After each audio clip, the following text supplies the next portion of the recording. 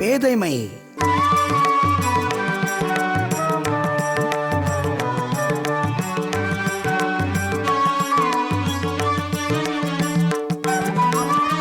பேதமை என்பதொன்று யாதெனின் ஏதம் கொண்டு ஊதியம் போக வீடல்.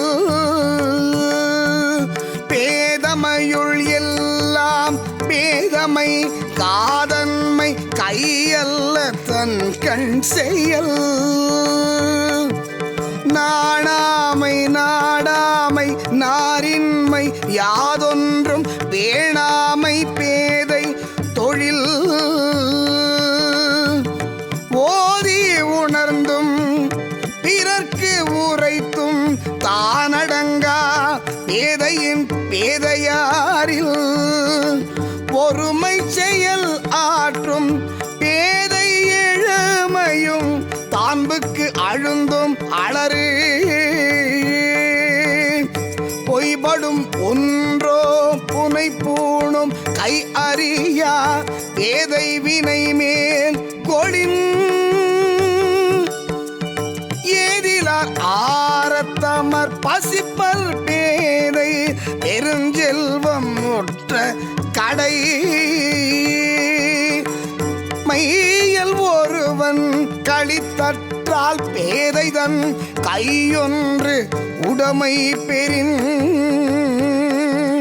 பெரிதினிது பேதையார் கேழ்மை பிரிவின் கண் பீழை தருவதொன்று இல்.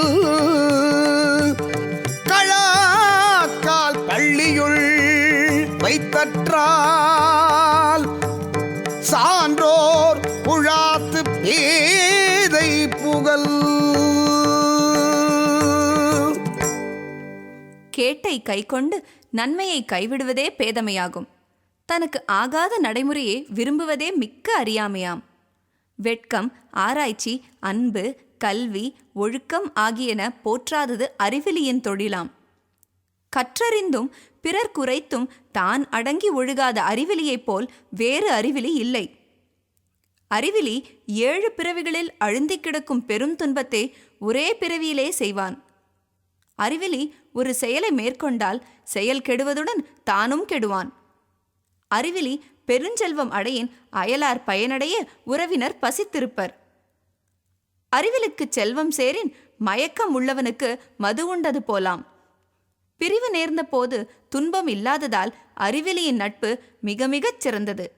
அறிஞர் அவையில் அறிவிலி புகுவது தூய்மையற்ற காலை படுக்கையில் வைத்தல் போலாம்.